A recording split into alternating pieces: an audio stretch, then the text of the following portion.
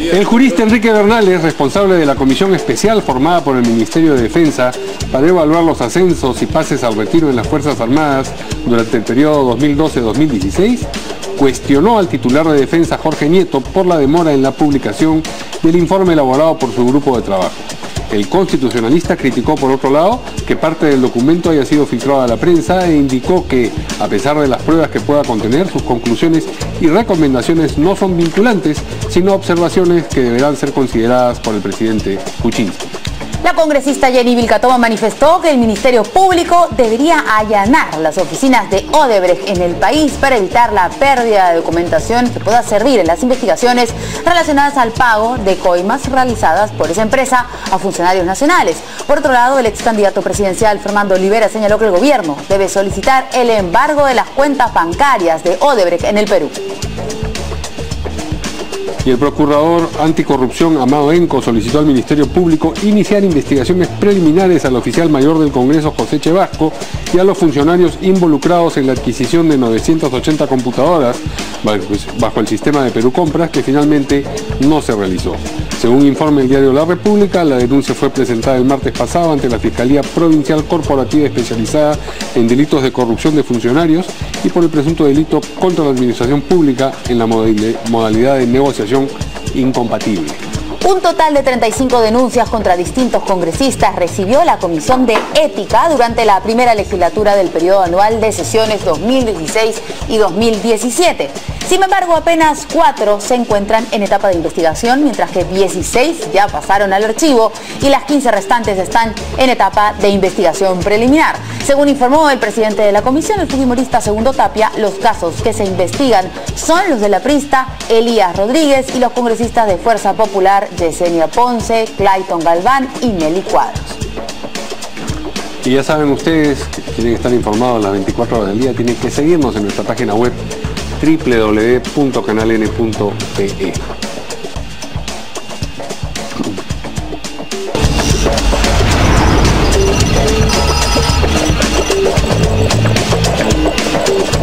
¿Cómo están, amigos? Buenas noches, bienvenidos a una nueva edición de En Portada. ¿Qué tal? ¿Cómo estás, Mario? Muy buenas noches. Vamos a presentar a nuestros invitados. Tenemos a César Campos, aquí le damos las buenas noches, colega, analista político, y al ex ministro de Defensa, el general Roberto Quiabra. ¿Cómo está? ¿Qué tal? ¿Cómo están, caballeros? Pues bien, ayer hablábamos de este informe elaborado por una comisión que encabezó Enrique Bernales acerca de lo que había ocurrido con los ascensos y pases a retiro durante el gobierno anterior, en buena cuenta. Y pues hoy quien presidió esa comisión, Enrique Bernales, se ha manifestado acerca del hecho primero de que se haya filtrado a la prensa. Ha dicho que criticó, digamos, esa circunstancia, y eso va de la mano con el hecho de que haya una demora, a su manera de ver, en la divulgación de ese informe, una demora de la que responsabiliza, por supuesto, al titular del sector, a Jorge Nieto. Pues bien, tenemos acá al general Quiabra, que ha sido ministro de Defensa, y primero queríamos saber si conoce el informe y qué impresión tiene de ese informe. No, yo no conozco el informe, salvo los trascendidos periodísticos trascendidos en 2 diarios, ¿no? Algunos sobre la relación de algunos oficiales y en otros sobre algunas de las conclusiones. Sí. Yo, en base a esas conclusiones, bueno, yo en primer lugar, y lo he señalado y lo reitero, yo no estoy a favor de ese informe, el mismo hecho. ¿De la circunstancia de que se elabore el informe? El mismo hecho. Lo dijo. De formar una comisión para que se revisen los ascensos de los 5 años, esa es una afectación a las instituciones de las Fuerzas Armadas. El simple hecho, 1. Yo considero que este informe, como lo dijo bien el doctor Bernales, iba a ser un estudio objetivo, sin llegar a deducciones de otro tipo, más que ver lo que usted ha señalado, cómo se realizaron los procesos de ascensos y pases a retiro por renovación, y qué sugerencias le presenta usted al ministro en cuanto a la ley de situación militar, a la ley de las directivas y los procedimientos. Para mí, si nosotros vemos cuál es la causa que origina esta inestabilidad todos los fines de año en los oficiales, para mí es este incremento de 35 a 38 años de servicio que se dio en el 2008 y después a 40 años en el 2012. ¿Por qué? Porque al no pasar los oficiales al retiro por tiempo cumplido, para usted generar vacantes tiene que pasar al retiro por renovación. Y se presenta el siguiente caso, que las oportunidades de ascender se acortan y las posibilidades de pasar al retiro se incrementan. Si yo este año me presento al ascenso y no asciendo, el próximo año soy candidato a pasar a retiro. ¿Por qué? Porque de repente a mi promoción ya no le dan vacantes o porque ya soy antiguo. Y eso es injusto. ¿Cuál era el espíritu de la ley? El espíritu de la ley era ganar la experiencia de los oficiales. Entonces, si yo no quiero que te vayas a los 35, sino a los 38, a los 40 años. ¿Con cuántos años de servicio se están yendo a retiro social? Son 5 años que se han incrementado en estos dos periodos. Es bastante, ¿no? Entonces, los oficiales se están yendo al retiro con 31 años de servicio. Entonces, ¿dónde está el espíritu de la ley? ¿Por qué? Una mala aplicación de la ley. Si esta ley, en el año 2008, se hubiera aplicado a los oficiales que recién salían de las escuelas y ahí le hacen su carrera de 35, 40 años, no le cambian la regla de juego a los oficiales que ya estaban en plena carrera. Otra cuestión, los pases a retiro por renovación existen desde el año 55, pero eran eventuales y en cantidades mínimas, y era para coroneles y generales. A partir del 91 se incrementa en forma masiva y de mayor a general, o sea, mayores, comandantes, coroneles y generales. ¿Es justo que se sigan renovando en forma masiva oficiales de los grados de mayor y comandante, de coroneles y generales? Eso es lo que tiene que haber terminado, concluido la comisión, dársela al ministro de Defensa para que el ministro de Defensa, ¿qué cosa haga? Le diga a los institutos, hágame un estudio de Estado Mayor, cuál es el impacto de este incremento a 40 años en su institución, para ver cómo corregimos. Pero lo que se ha difundido, algunas político, ¿no? Cuestiones políticas y cuestionar los ascensos. Nosotros tenemos la mala costumbre en nuestro país de generalizar.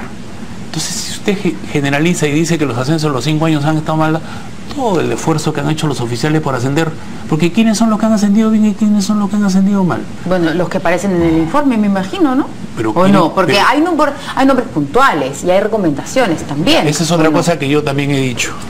Cuando usted habla de comisión, ¿cuántas personas cree que la integran? No una, ¿no?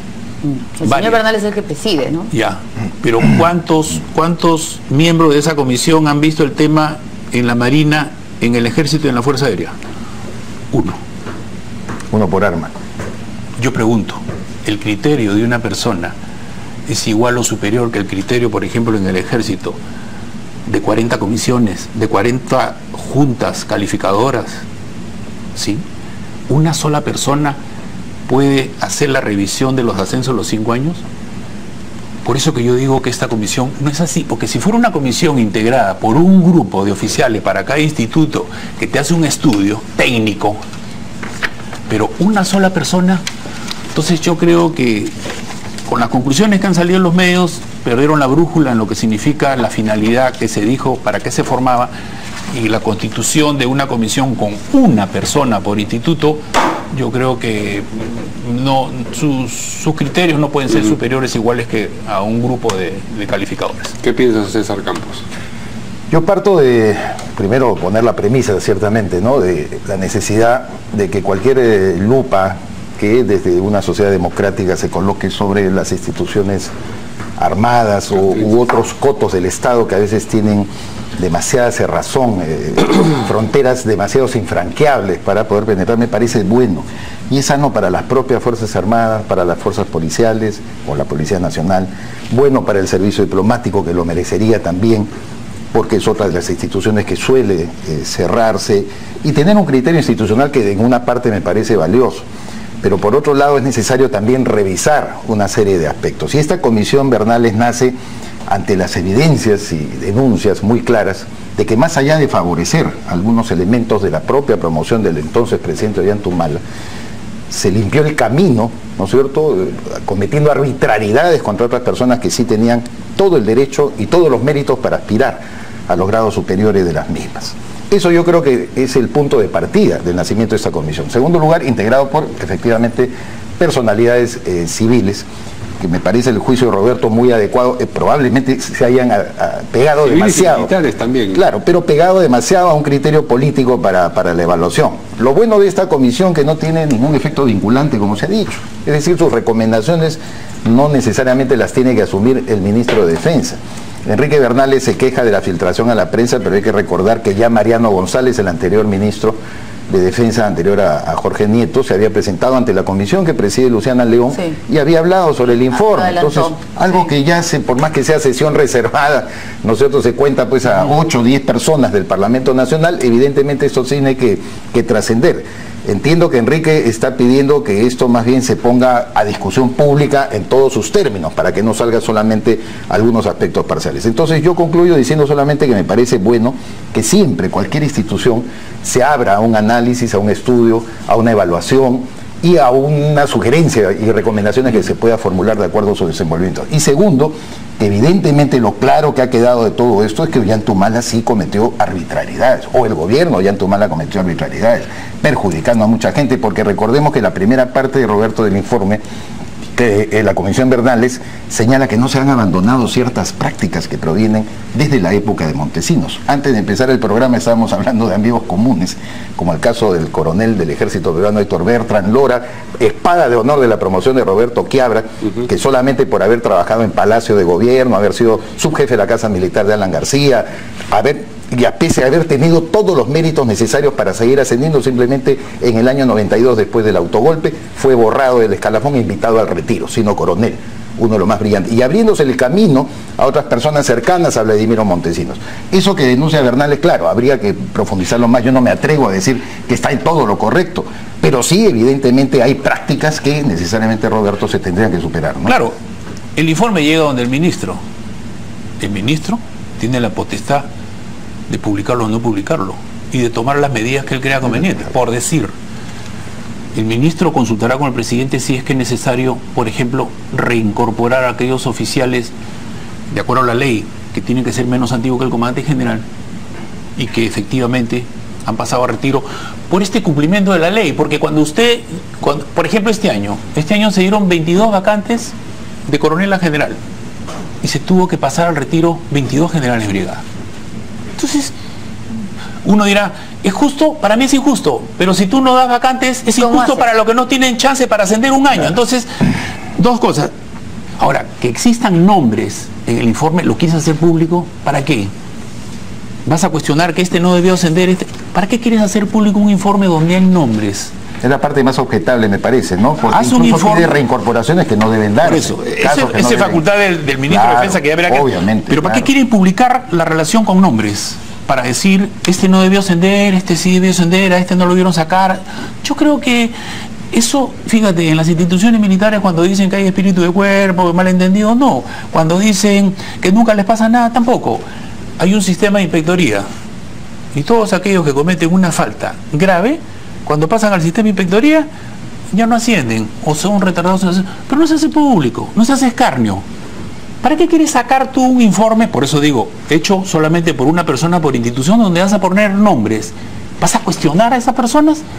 Yo creo que el informe lo debe ver el ministro. Déjalo al ministro que haga lo que tenga que hacer con su informe. Él más ya que verá. Carne, Roberto, si hay de repente alguna irregularidad. El programa Panorama lo demostró, ¿no? Con el caso de estos pagos irregulares que se hacía a gente que ponían con nombre y apellido consignadas como si hubieran recibido dinero para servir, ¿no es cierto?, de enlaces o servir de personas que estaban anunciando algo relativo, colaboradores eficaces, digamos, que nunca se produjo. Claro. ¿Cómo una denuncia de esa naturaleza no va a terminar cortando cabezas? Pero de alguna forma? Ha terminado con la denuncia de todos los involucrados. O sea, la idea es que no es escarnio, yo no creo que sea escarnio. Yo creo que escarnio es que es diferente, pues. Diferente que tú seas un oficial que estás involucrado en un delito de corrupción, eso no es escarnio, eso te denuncia, eso es justicia.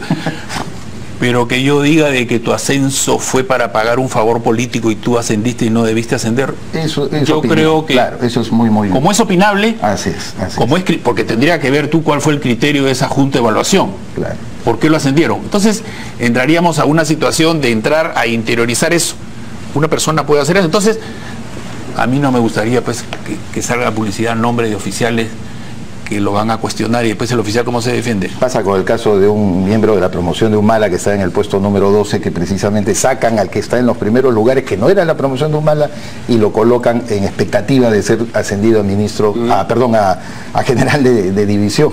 ¿No? Eso le ha permitido decir a Marta Chávez en un Twitter que ahora se ha viralizado, que no solamente eran leales, sino que el tema no era que sean de su promoción, sino que eran los menos calificados, es decir, los que estaban en la parte de abajo, en toda esa escalera. Yo creo que no le falta razón a la excongresista, porque en todo caso no hay objeción a alguno de los miembros de la promoción, héroes de Marcabay y Pucara, de la promoción del señor Ollanta Humala, que merecían efectivamente tener ese ascenso.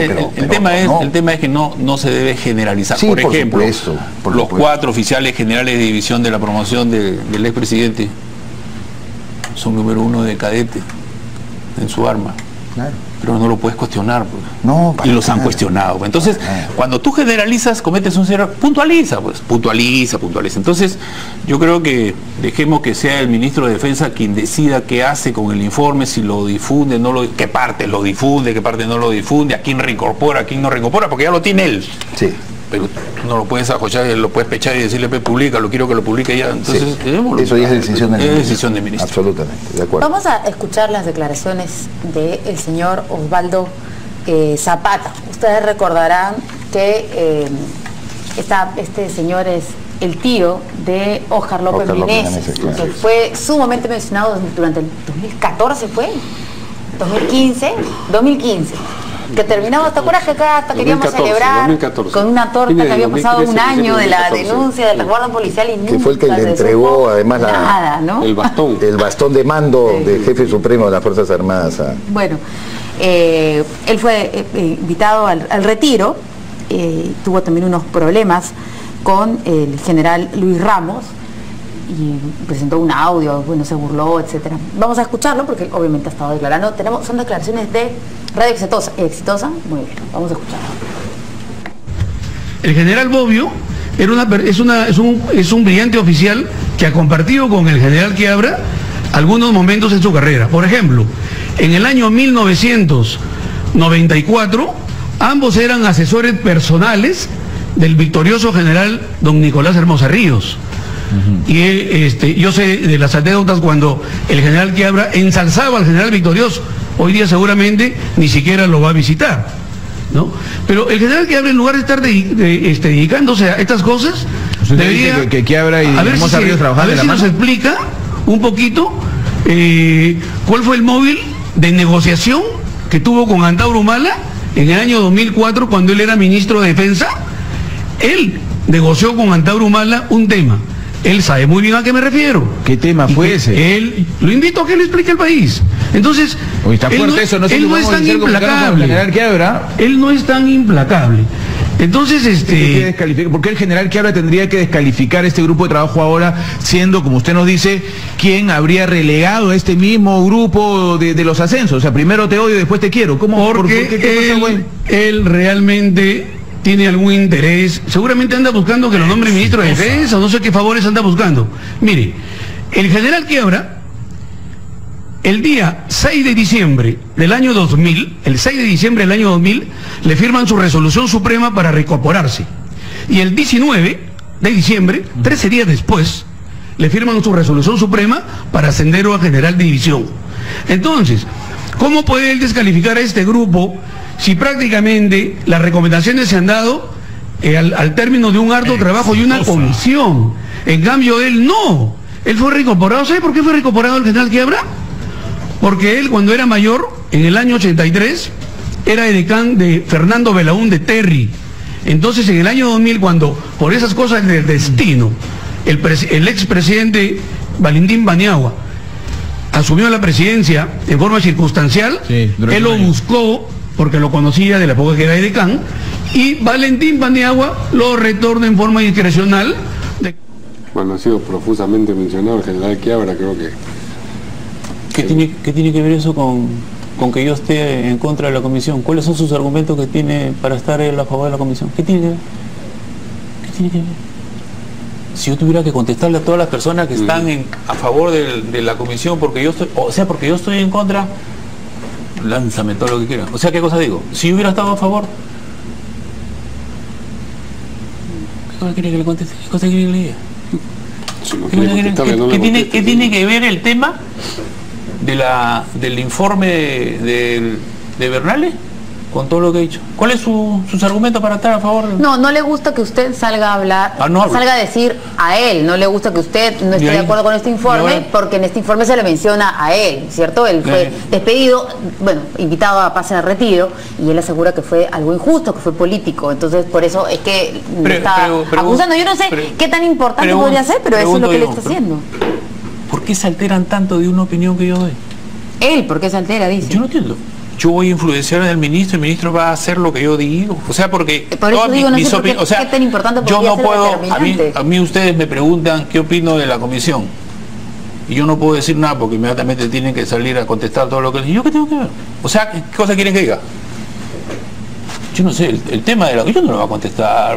Mira, yo tengo por línea de conducta los temas personales, solucionarlos personalmente. ¿Ah, usted tiene un problema personal con el señor No sé, él debe tener un problema. Yo no tengo nada más. ¿Pero sí lo conoce mi casa. Nada, tocan la puerta de mi casa y van a mi casa y conversamos el tema. Yo no tengo ningún problema, pero ¿qué argumento que tiene él a favor de la comisión? Lo ha dicho. O sea, es como si a mí me preguntaran, ¿usted está a favor de la comisión? No, yo estoy en contra, pero fulano, mengano, que están a favor son A, B, C, D.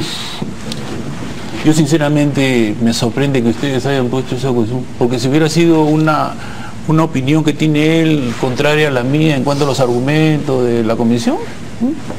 ¿Pero sí, efectivamente la comisión Bernales, estoy leyendo, ha propuesto la reincorporación del señor Osvaldo Zapata. Dice por méritos, pero agrega la información, extraigo lo que dice el Diario de la República, que deberá explicar. O sea, la comisión Bernales está obligada a explicar por qué razón tendrían que reincorporar. No tenemos el informe, ¿no? Claro, como no tenemos mayores elementos, pero yo concuerdo en todo caso con Roberto, pues este es purgar biografía, ¿no? Y sacar como argumento qué hiciste, si estabas con Montesinos, con el general Victorioso. A mí me da risa, ¿no? Ha ocurrido con Daniel Mora también, ¿no es cierto? Mora le cargaba el maletín a Montesinos porque fue su asistente. Esas son las distorsiones desde mi perspectiva periodística que siempre hemos tenido con casos tan traumáticos que ahora lo vamos a vivir con Lavallato y Odebrecht, como pasó con los videos, ¿no es cierto? Aquí hay que hacer señalamientos, tengo que descalificar a la gente, tengo que contar su origen. Felizmente tu origen no es tan antidemocrático porque ha sido de por lo menos de Fernando Belaúnde de Perry, ¿no? Entonces, eso yo creo que en realidad sí hay que relativizar cierta argumentación que no vale la pena, porque nos perdemos del centro de las cosas, de un debate sobre una comisión, ¿no es cierto?, que se formó, tiene un informe, Bernales pide y pecha al ministro para que lo publique. Yo estoy de acuerdo con Roberto que ahí no debería, quizás Enrique, forzar al ministro a que tenga que hacerlo, que es una herramienta valiosa, un instrumento que deberíamos discutir públicamente, me parece bien, y que solamente ha trascendido algunos aspectos que el Congreso... O sea que los argumentos de los que están a favor de la comisión Bernales no tienen por qué descalificar. Son lo que acabamos de escuchar. Pero es que estamos en una sociedad bien enconada ahora, ¿no? Cualquier cosa te descalifica. Tú hablas A y tienes que...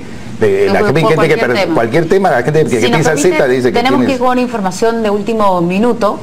Nos informa la producción que Ronnie García, quien fuera pareja de Lady Guillén, esta bailarina, además que fue rostro emblemático de la marcha Ni Una Menos, el maltratador, el agresor, ha sido ya capturado. Él supuestamente tenía que haber fue sentenciado y nunca fue a la lectura de sentencia. Se fugó, estaba como no habido, pero finalmente ha sido ya capturado, y lo que dicen es que estaba en su domicilio, en el RIMAC. Vemos ahí la imagen de él incluido en esta lista de recompensas se otorgaba por su captura, ¿no? Sí, y justo ya el Ministerio del Interior lo ha puesto sobre su cuenta del Twitter. Ya lo tachó. Bueno, fue gracias a este sistema de recompensas. Yo no entiendo muy bien todo este tema del sistema de recompensas, la verdad, porque últimamente son capturados estos sujetos en la casa del tío o en su propia casa. Entonces, no entiendo, ¿la policía no está haciendo su trabajo? O sea, tienen que esperar a que alguien les confirme que efectivamente... De repente sí, ¿no? Porque no tenemos la cantidad suficiente de policías para poder hacer ese trabajo. Pero es probable que no haya estado en su casa durante todo este tiempo y que recién ahora, por fiestas, ha ido a saludar. ¿Y ahí se fregó? Y bueno, pues lo capturaron, ¿no? Es probable. Buena gente que habría que saber la historia completa. No sé, pero no es la primera vez que pasamos algo así. Sí. Pero bueno, está bien, ahí está. Lo bueno es que está capturado, que era lo que todo el mundo quería. Muy bien, vamos a continuar con el tema, vamos a pasar una pausa. A ver qué nos dice la producción. ¿Vamos ya a la pausa?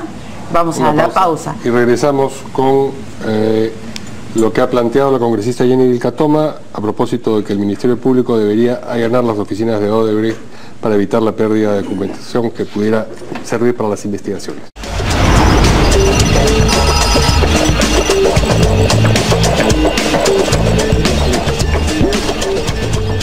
Bien, la congresista Jenny Vilcatoma ha manifestado que el Ministerio Público debería allanar las oficinas de Odebrecht en el país para evitar la pérdida de documentación que pudiera servir en las investigaciones relacionadas al pago de coimas realizadas por la empresa a funcionarios nacionales. Y de otro lado, Fernando Olivera, ex candidato presidencial, ha dicho también que se debería solicitar las cuentas bancarias, el embargo, quiero decir, de las cuentas bancarias de Odebrecht en el Perú. Vamos a escuchar primero lo que ha dicho la señora Vilcatoma y luego lo que ha dicho también Fernando Olivera. Hasta que nos volvemos a encontrar, aunque sea por vía telefónica. Bueno, el Perú ha sido testigo que al doctor Daniel Figalo no le ha quedado más que reconocer la existencia de la reunión. Bueno, el doctor Daniel Figalo, según su versión creada para el día de hoy, habría actuado como un abogado de juicio. Le recuerdo al doctor Daniel Figalo que tenía perfecto conocimiento que el señor José Paul Varas Valverde, funcionario por el que le preguntábamos a Odebrecht que si había trabajado o no, tenía orden de prisión preventiva desde el 29 de mayo. Resolución que yo le fui a entregar al doctor Daniel Figalo el 29 de mayo a las 10 de la noche, precisamente cuando era mi cumpleaños, porque él me lo mandó a pedir y yo se la tuve que llevar.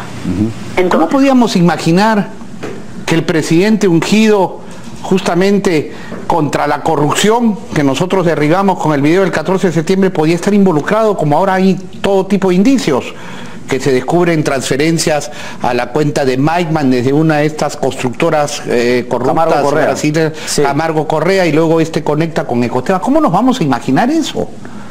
¿A usted no le queda claro que ese dinero de Ecoteva es producto de la corrupción en el caso de Alejandro Toledo? Pero está todo, se está cerrando el círculo.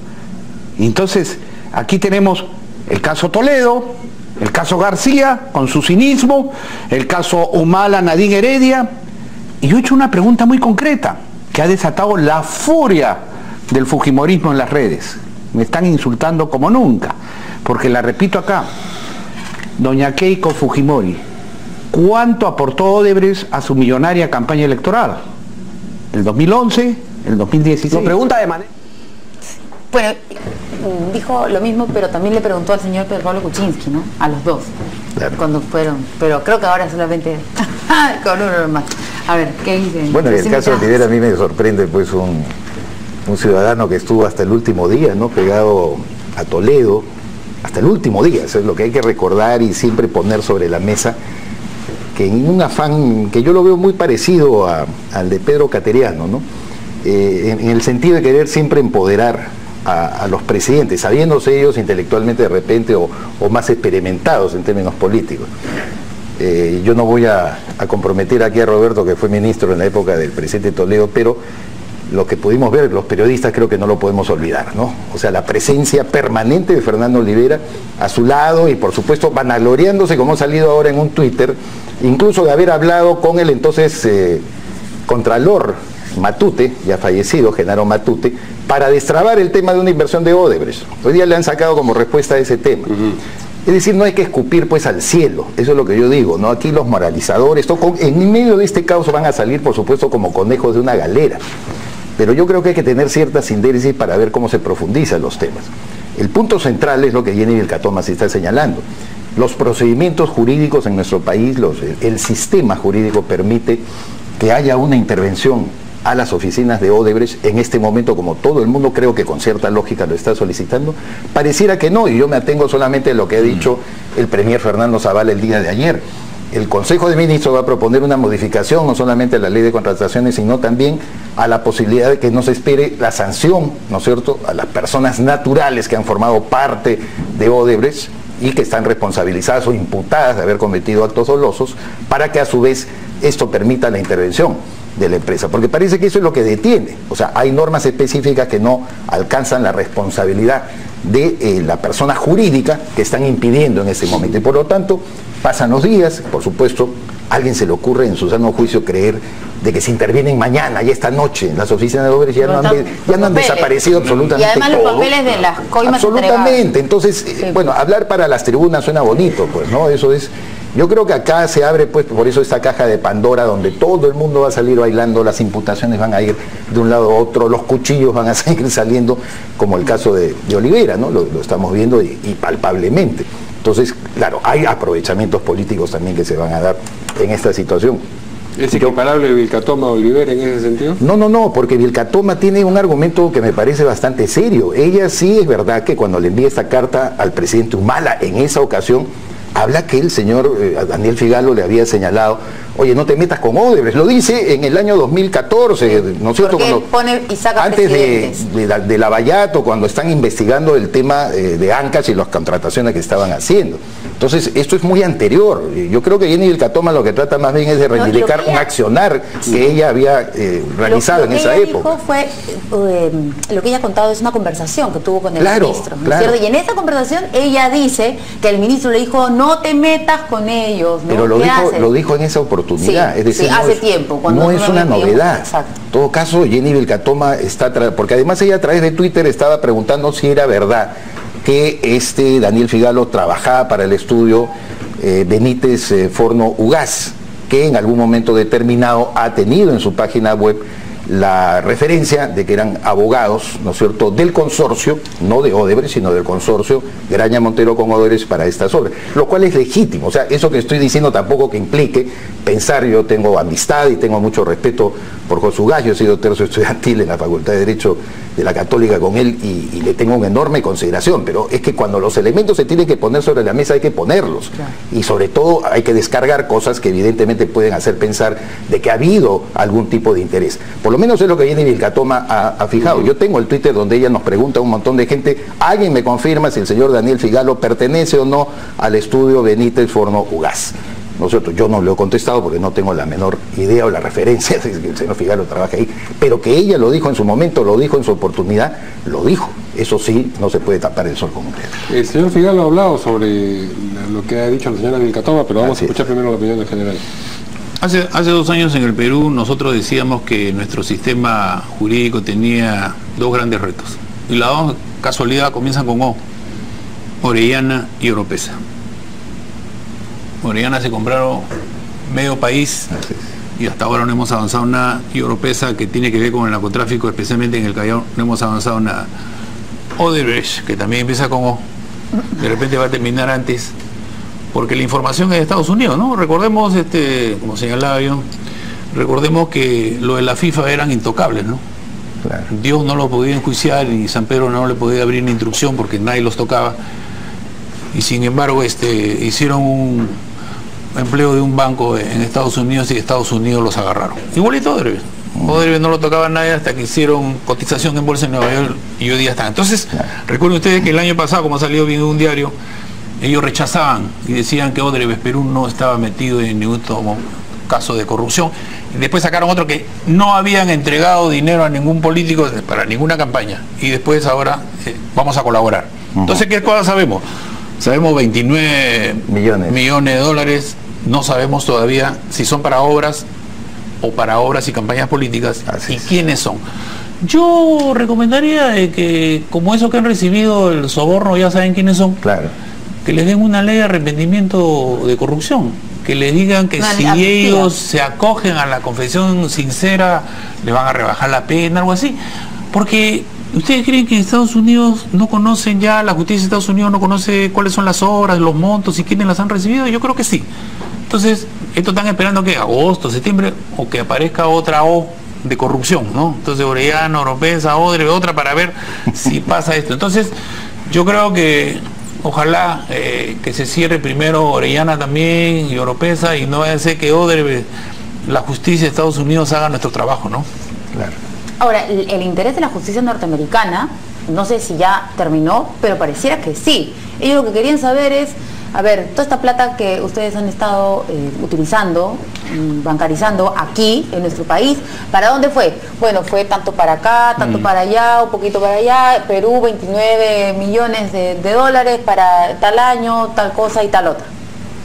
y nada más. Bueno, es lo que les concierne a ellos. Exacto, es lo que yo digo.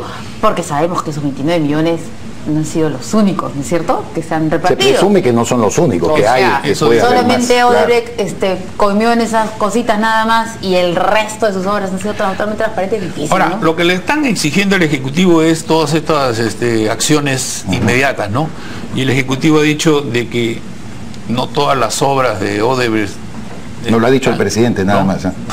No todas las obras, que solo lo ha dicho el presidente. Hay que mirarlas como que son corruptas, unas sí, otras no, y eso es lo que le han cuestionado al presidente. Sí, claro, ¿no? Entonces, yo creo que ya el Ejecutivo tiene que tomar una definición, pero como bien dices tú, ¿se puede o no se puede llenar? Porque hay unos constitucionalistas que han dicho que no es tan fácil, no es así, hay contrato vigente, otro no. Entonces, el deseo de uno puede ser contrario a las leyes. Y sobre la tesis, Roberto, si a estas alturas, ya imaginemos esta misma noche, 29 de diciembre, están interviniendo, aplausos, las multitudes hablan, todo, se llevan computadoras, se llevan CDs, se llevan todo, papeles.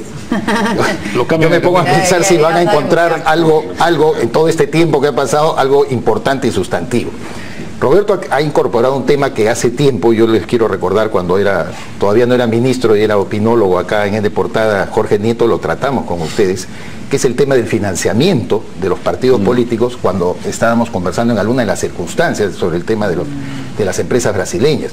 Porque esto cruza pues ideológicamente todos los partidos, desde la izquierda, que no se puede hacer la loca sobre este tema, Foro de Sao Paulo, todos los que han viajado con plata de Petrobras, sí, han viajado constantemente allá, los que han participado en el pago del señor Fabre para la asesoría contra la revocatoria, todo eso va a entrar, como por supuesto los tres gobiernos democráticos y sucesores supuestamente del gobierno más corrupto de la historia, ¿no es cierto?, del señor Fujimori, que también están atravesados los tres, y donde de todas maneras se tienen que saber obviamente los nombres y las circunstancias en que han cobrado esa coima. Yo creo que lo más importante es ver cuánto de la operatividad política en las campañas se han utilizado estos recursos dados. Pero ¿no? Eso ya debería verse, que se dijo, ¿no?, cuando hemos conversado acá todos los problemas que hubo durante el proceso electoral, debería ser la tarea principal del Congreso nuevo, antes de que se produzca el 2018 las elecciones regionales, este tema del financiamiento. Porque no solamente es Odebrecht, porque también tiene minería ilegal, narcotráfico. Todo, absolutamente. El nombre del tesorero, porque cuando aparece la parte, yo no sé, yo soy candidato, pero a mí no me pregunten nada, el tesorero dice yo recibía, el otro es el que gastaba. Entonces, yo creo que es una tarea pendiente del Congreso esto del financiamiento de la campaña, que tiene que ser, que le digo, bancarizado. Hay que recordar que en Chile todo era bien legal. Claro. Hasta que ahora han descubierto, como dices tú, de derecha, de izquierda y de centro, que Marco Enrique Sominami, el líder de la izquierda chilena, había recibido plata no para él, sino para su operatividad política, pasajes que le habían pagado para su campaña. Hoy está anulado políticamente. Miren el caso de España, porque Mariano Rajoy está ratificado, ¿no es cierto?, como jefe de gobierno, pero se comprobó que el Partido Popular había recibido, del famoso caso Gürtel, una serie de coimas con los cuales se le pagaba a todos los dirigentes del Partido Popular, incluido Mariano Rajoy, que sigue siendo presidente de España. Entonces, acá hay un problema de fondo a nivel universal, sobre todo en las sociedades democráticas, que no discutimos. Porque hay leyes, hay directivas, estaba todo esa relación de las empresas y las coimas que se están dando para la operatividad política, cómo el Estado le tiene que poner coto a eso, porque es una fuente de corrupción enorme y tremenda que cruza, reitero, todos los partidos políticos y todas las ideologías. Es un tema de fondo que deberíamos algún momento abordar, creo yo. Eso se verá. La verdad es que, o sea, si están metidos todos, porque, perdón, una de las primeras cosas que decían todos los candidatos al Congreso, que hemos tenido un montón acá sentados, es que lo primero que vamos a hacer apenas estemos en el Congreso, la ley de partido político. Exacto, y ordenar todo esto. No puede ser que entre plata por aquí, plata por allá. Hasta que la dimensión del escándalo haga masa crítica y ya no puedan, o sea, ya no puedan quitarle el cuerpo a los ganan, ¿no? Claro. Yo creo que ahora, con mucho más razón, yo creo que ellos deben priorizar el tema y ver las experiencias de otros países que con todo legal, fíjese lo que está sucediendo, han aparecido nombres que nadie pensaba. Yo creo que acá, que los peruanos son más vivos, hay que ponerle doble candado. Bien, vamos a una pausa y regresamos con la denuncia al oficial mayor del Congreso para investigar la compra de las 980 computadoras que finalmente no se realizó, pero que, digamos, se dispuso, ¿no? Con eso regresamos.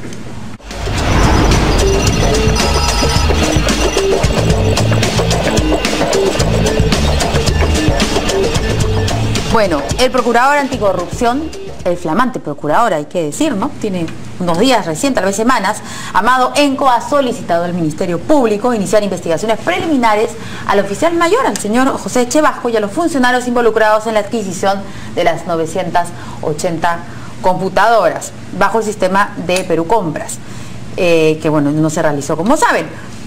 Según el diario La República, esta denuncia fue presentada el martes de pasado, esta semana, ante la Fiscalía Provincial Corporativa especializada en delitos de corrupción de funcionarios y por presunto delito contra la administración pública en la modalidad de negociación incompatible. Seguimos hablando de las computadoras y del exministro de Educación también, ¿cierto? Porque todo esto acá, por ahí, ¿no? Acá se habló de ese tema cuando yo estaba de acuerdo y dije que iba a abortar, bueno, abortó, pues. Sí.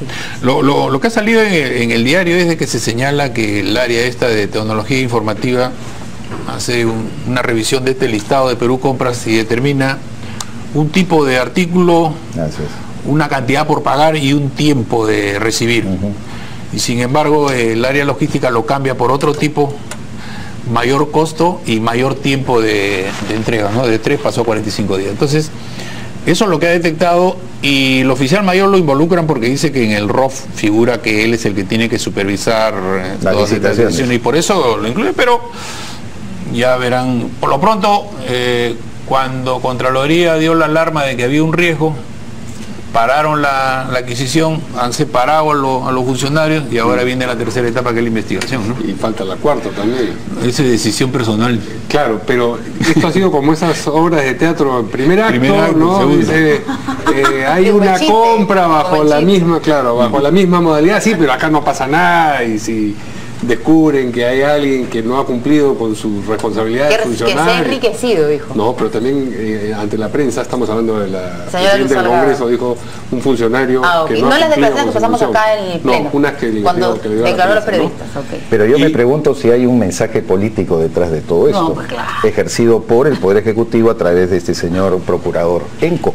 Porque recuerden ustedes que en el Congreso hay una propuesta de ley que establece que más bien el Procurador Nacional, ¿no es cierto?, de Defensa del Estado debe ser nombrado por el Congreso. Sí. A mí me llamó la atención, como bien dice Roberto, que este tema, que tiene todo el derecho el Procurador de Perú, una investigación, llegue hasta el oficial mayor, es decir, el brazo derecho y el hombre de confianza nombrado por Luz Salgado en este momento, ¿no? Entonces, no descartemos que haya mensaje político detrás de esta acción del señor Enco.